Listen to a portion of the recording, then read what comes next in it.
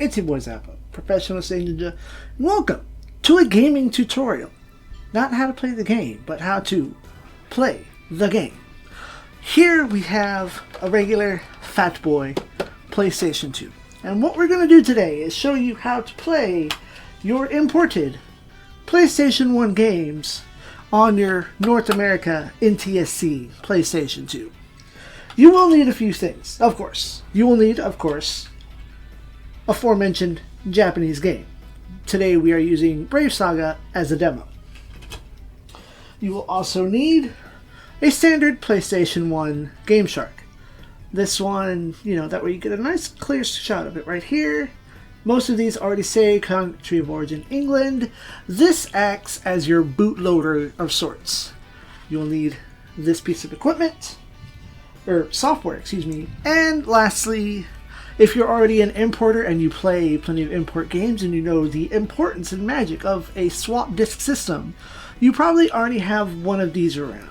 This is essentially your swap disk key.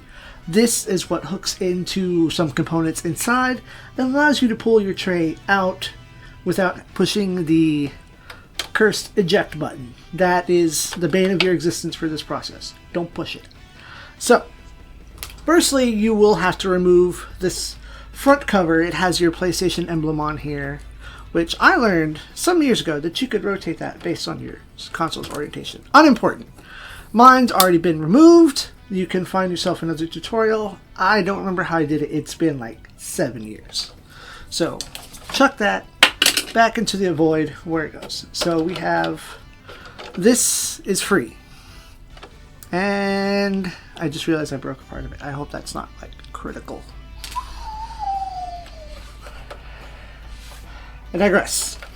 So we're going to put our big boy back on the shelf because I needed to show at least the fact that the front cover is off. So let's switch our PlayStation on. And we're going to go ahead and take our Game Shark. I'm going to pop that in, have it prepped, and your controller. Now this technique I learned for use with a PlayStation Slim, so I haven't absolutely fine-tuned everything, but it doesn't hurt to do so. So we're going to go ahead, engage our PlayStation, as you can hear up there.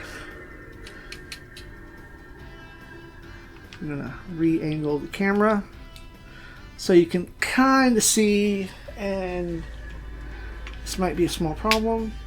That's much better. So,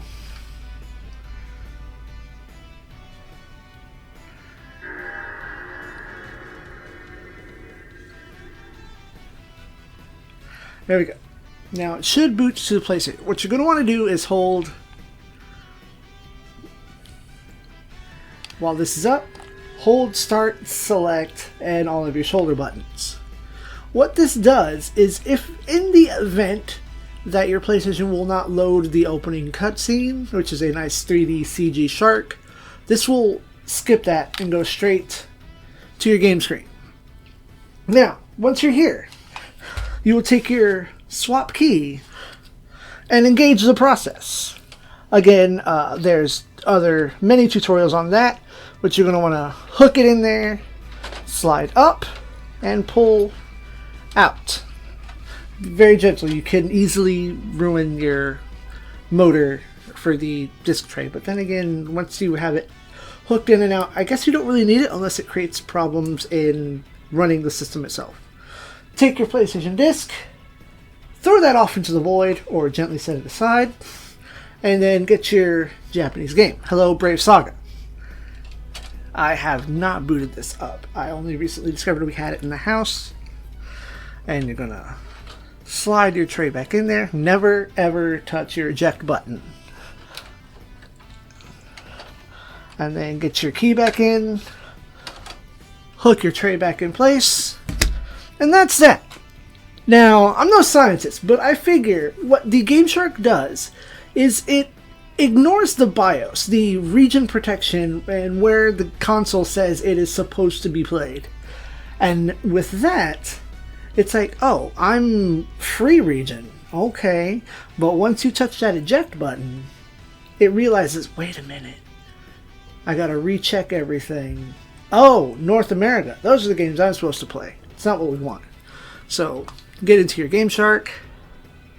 Ignore all your menus. Just hit start. It doesn't matter what you select. So play that game without codes. 007 Racing, doesn't matter. Hit without codes. I pushed start again. That was foolish. Now you're going to hit your X one time. It'll freeze. This is fine. Push it again. Now, when I tested this a few times yesterday, it did take a minute, but that could easily have just been something Super Robot Wars Alpha did.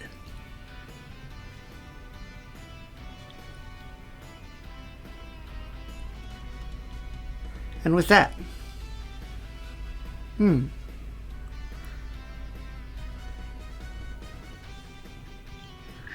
there it goes. Okay, that Taka went really fast and worried me. But as you can see, we have Brave Saga. Push start. And there you go. Play your Japanese PlayStation 1 games on your North American PS2. Once again, you need a Game Shark for PlayStation 1. You need to have your PlayStation 2 with the tray cover off. And you need a swap disc key. If you don't actually have a key, what you can do is find yourself a picture of it. I'll do my best to hold the general shape of it right here for you.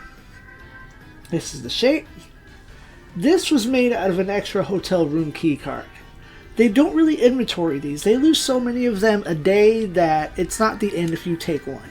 But any thick plastic, is something durable, like an extra ID card, a library card, your Blockbuster card, stuff to that effect. That hard plastic card can easily be cut down into this shape. And there you go. Enjoy your imported games. Enjoy me playing my imported games. For stay tuned on this channel for lots of Super Robot Wars on official hardware. I thank y'all for watching. And as always, SIEG ZEON.